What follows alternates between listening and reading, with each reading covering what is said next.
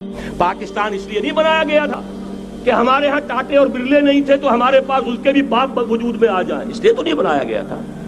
پاکستان اس لیے نہیں بنایا گیا تھا کہ جاگیرداروں کی جاگیرداریاں محفوظ ہو جائیں، پاکستان اس لیے تو نہیں بنایا گیا تھا۔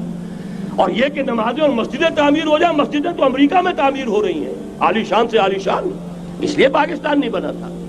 آج بھی مسلمان، میں معذرت سے عرض کر رہا ہوں مولانا سے، آج بھی بھارتی مسلمان کی ایوریج نمازی ہونے کے اعتبار سے پاکستانی مسلمان سے کہیں بہتر۔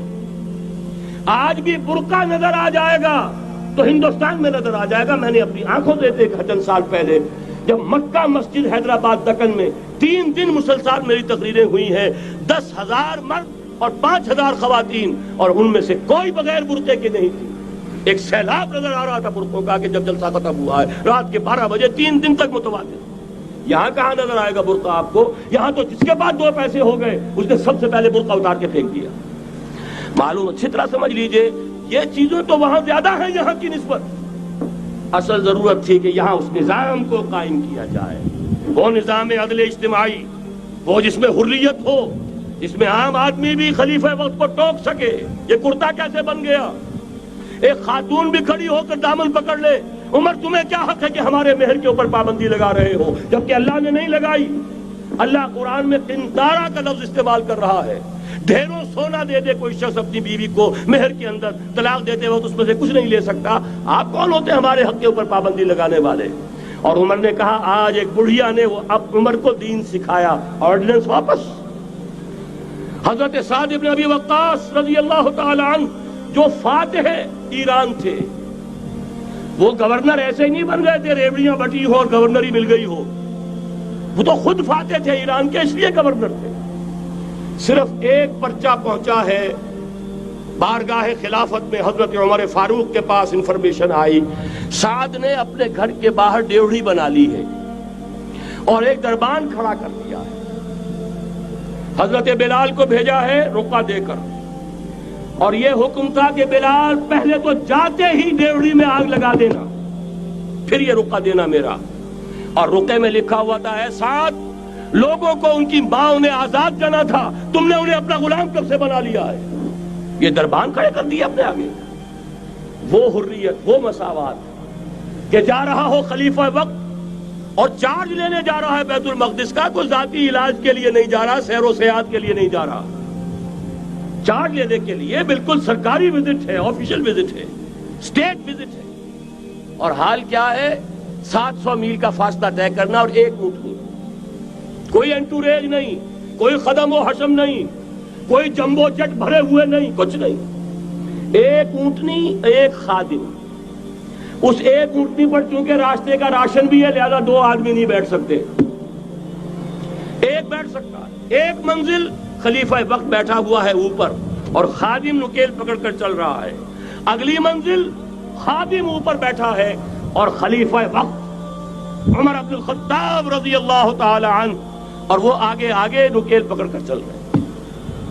یہ نظام چاہیے آج نوع انسانی کو۔ اس کے انتظار میں، اس کی تلاش میں نوع انسانی نے کتنے تجربے کر لیے، کیسی چھلانگیں لگائیں، ملوکیت ختم کی، آسمان سے گرا کھجور میں اٹکا، جمہوریت آئی نام نہاد، لیکن وہ سرمایہ دارانہ نظام بن کر آگے سے بڑھ کر لعنت بن گئی۔ پہلے جاگیردار مسلط تھا، اب سرمایہ دار کارخانے دار مسلط ہو گیا۔ اس سے نکلنے کے لیے زور لگایا، کمیونزم کی طرف گئے، چھلانگ لگائی، اب ایک پارٹی ڈکٹیٹر بن کر بیٹھ گئی۔ انسان رست از یک بنتا افتاد در بندے دیگر، ایک چیز سے غلامی سے نجات پاتا ہے، دوسری میں پھنس جاتا ہے۔ اور کیوں؟ کہ وہ نظام عدل اجتماعی جو محمد عربی کو دے کر بھیجا گیا تھا، اس کے کسٹوڈین سوئے ہوئے، اس کے کسٹوڈینز کو اندازہ ہی نہیں۔ یہ نسخہ تو ہمارے پاس تھا، ہمیں عمل کرنا تھا اور دنیا کے سامنے پیش کرنا تھا۔ پاکستان بنایا اس لیے گیا تھا کہ ہم اس کا ایک نمونہ دنیا کے سامنے پیش کریں گے۔ قائد اعظم نے فرمایا تھا کہ ہم یہ چاہتے ہیں کہ پاکستان کی صورت میں عہد حاضر میں اسلام کے اصول حریت و اخوت و مساوات کا ایک نمونہ قائم کر کے دکھائیں۔ کہاں ہے وہ؟ بھٹک گئے، سو گئے۔ بہرحال اب بھی وقت ہے، جب تک سانس تب تک آس۔ میرے عزیز نے تو ڈرایا ہے اور صحیح ڈرایا ہے۔ اللہ تعالیٰ نے 25 برس انتظار کیا تھا، پہلے عذاب عذاب کا کوڑا پھر مارا ہماری پیٹھ پر. وَلَنُذِيقَنَّهُم مِّنَ الْعَذَابِ الْأَدْنَىٰ دُونَ الْعَذَابِ الْأَكْبَرِ. بڑے عذاب سے پہلے چھوٹا عذاب کا مزہ چکھائیں گے. لَعَلَّهُمْ يَرْجِعُونَ, شاید کہ لوٹ آئیں. وہ ہم سے 1000 میل کے فاصلے پر ہوا تھا, اگرچہ 93,000 ہمارا کڑیل جوان, جن میں غالباً 43,000 فوجی, اور یہ کہ تقریباً اتنی تعداد میں جو غیر فوجی تھے, وہ اس ہندو کے غلام بنے, قیدی بنے, جن پر 800 برس تک, کہیں 600 برس تک, کہیں 1000 برس تک حکومت کی تھی. اتنی بڑی شکست کا کلنک کا ٹیکا ہماری پیٹھ پر پڑا. پہلے عذاب کا کوڑا آ گیا تھا, 25 برس ہو گئے تھے قمری حساب سے, نوٹ کر لیجئے. یہ نہ سمجھیے 24.25 برس ہوئے تھے, 24.25 برس قمری حساب سے 25 برس تھے.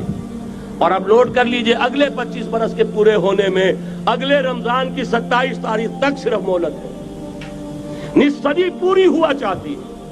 کوئی عجب نہیں اس عذاب الادنا کے بعد ہم جاگے نہیں, ہوش میں نہیں آئے. کوئی عجب نہیں کہ بڑے عذاب کا کوڑا ہماری پیٹھوں پر برس جائے. لیکن مجھے یہ یقین ہے, نوٹ کر لیجئے, اگر یہ دوسرا امکان ہو گیا, خدا نہ خواستہ اللہ کے عذاب کا کوڑا ہماری پیٹھ پر برسا, مجھے یقین ہے اللہ ہندوؤں کو مسلمان بننے کی توفیق دے گا. لیکن اسلام کا بول بالا اسی خطے سے ہوگا. تاریخ میں یہ ہو چکا ہے آیا فتنہ تاتار کے افسانے سے, پاسباں مل گئے کعبے کو صنم خانے سے. تاتاریوں کے ہاتھوں کروڑوں مسلمان قتل ہوئے, لیکن اسلام نے تاتاریوں کو فتح کر لیا. اور پھر اسلام کا مسلمانوں کا دوسرا دور عروج انہیں تاتاریوں کی مختلف شاخوں کے تحت ہوا. وہ تاتاری ہی تو تھے, وہ سارے ہورس, ٹرکش ہورس, ترکان تیموری, ترکان سبوی, ترکان سلجوقی, ترکان عثمانی, وہی تو سٹاک تو وہی ہے آیا فتنہ تاتار کے افسانے سے, پاسباں مل گئے کعبے کو صنم خانے سے. اس لیے کہ حضور نے فرمایا مشرق سے ہوگا, جہاں سے فوجیں چلیں گی. تو کوئی عجب نہیں. بہرحال یہ 2 امکانات ہیں, لیکن اس کا فیصلہ تیرے ہاتھوں میں ہے, دل یا بدن. سیدھی بات. اگر تو اب بھی ہم ٹھیک ہو جائیں, جاگ جائیں, ہوش میں آ جائیں, قوم یونس کی طرح توبہ کر لیں, تو بغیر عذاب کے کوڑے کے رحمت خداوندی ہم پر سایہ کرے گی. اگر ہم نہ جاگے تو وہ عذاب کا کوڑا آئے گا. یہ نہیں میں کہہ سکتا ان ادری قریب بعید ما توعدون, یہ میں نہیں کہہ سکتا, یقین کے ساتھ جانتا ہوں کہ آئے گا. لیکن یہ کہ اس کے بعد بھی یہیں سے بول بالا ہوگا. اگر ہمارے ذریعے نہیں تو ان کے ذریعے سے, جو ہمیں شکست دے کر پھر اسلام قبول کر لیں گے. لیکن کیوں نہ پہلے ہی راستے پر چلنے کی کوشش کریں.